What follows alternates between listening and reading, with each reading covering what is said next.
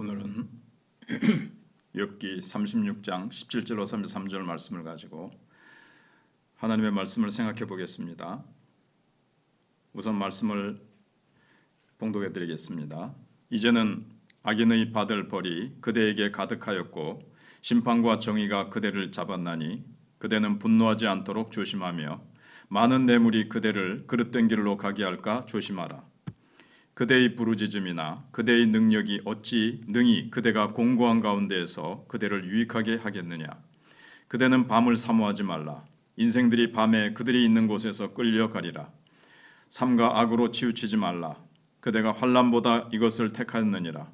하나님은 그의 권능으로 높이 계시나니 누가 그같이 교훈을 베풀겠느냐. 누가 그를 위하여 그의 길을 정하였느냐. 누가 말하기를 주께서 불의를 행하셨나이다 할 수 있으랴.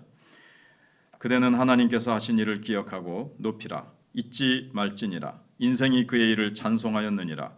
그의 일을 모든 사람이 우러러 보나니 먼 데서도 보느니라. 하나님은 높으시니 우리가 그를 알 수 없고 그의 횟수를 헤아릴 수 없느니라. 그가 물방울을 가늘게 하시며 빗방울이 증발하여 안개가 되게 하시도다. 그것이 구름에서 내려 많은 사람에게 쏟아지느니라. 겹겹이 쌓인 구름과 그의 장막의 우레소리를 누가 능히 깨달으랴.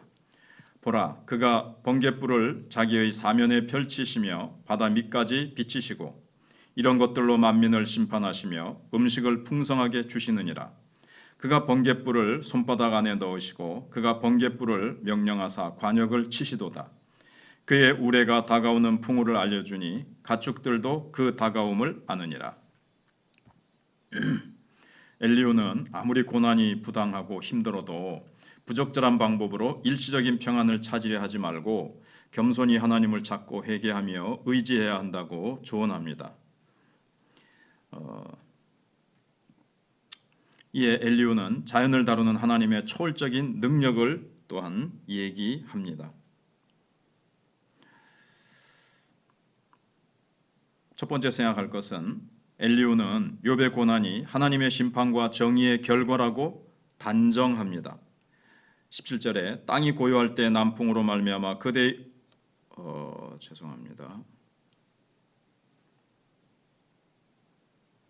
37장을 읽었네요.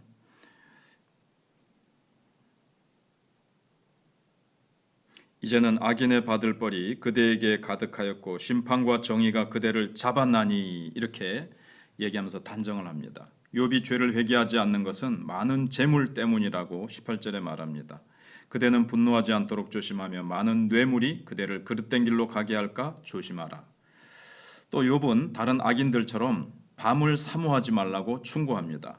20절에 그대는 밤을 사모하지 말라. 인생들이 밤에 그들이 있는 곳에서 끌려가자.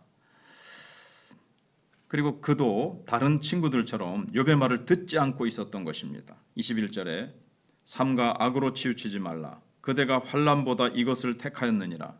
이게 잘못된 말이죠.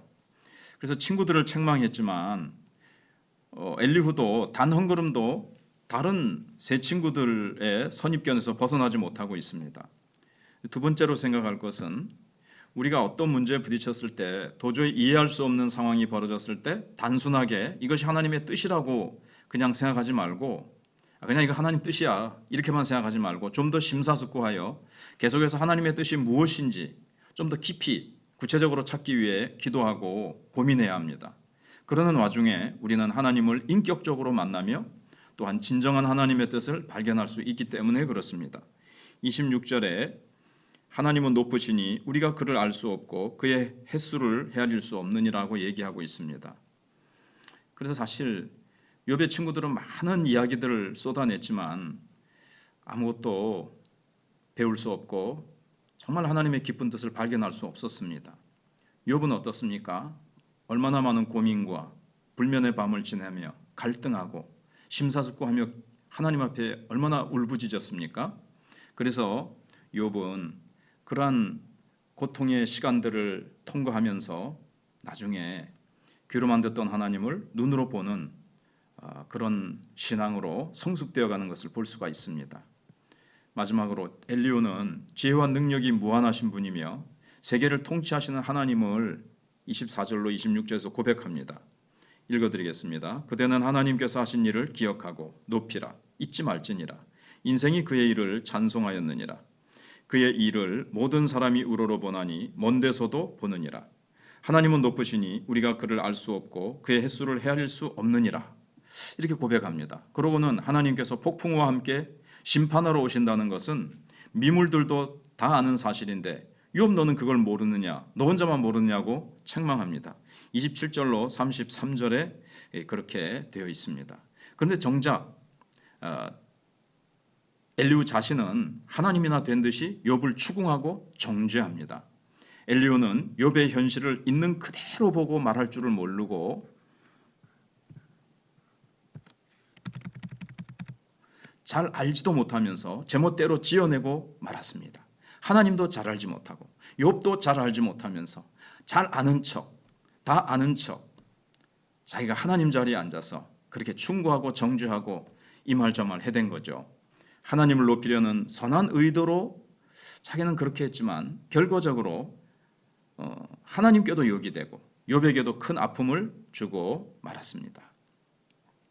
그래서 우리는 하나님께 정말 영광을 돌리기 위해서는 고난당하는 자들을 내가 함부로 속단하지 말고 내가 지레짐작 그렇게 그에게 내가 하나님인 양 모든 것을 알고 있는 완벽한 사람인 것처럼 그에게 답을 주려고 섣불리 말을 하지 말아야 되겠다는 것입니다. 그를 위해서 정말 아파하고 공감해주고 기도하고 그렇게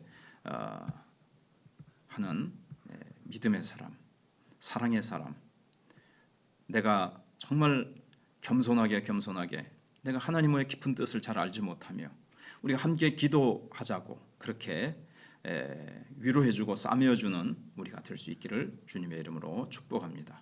아멘.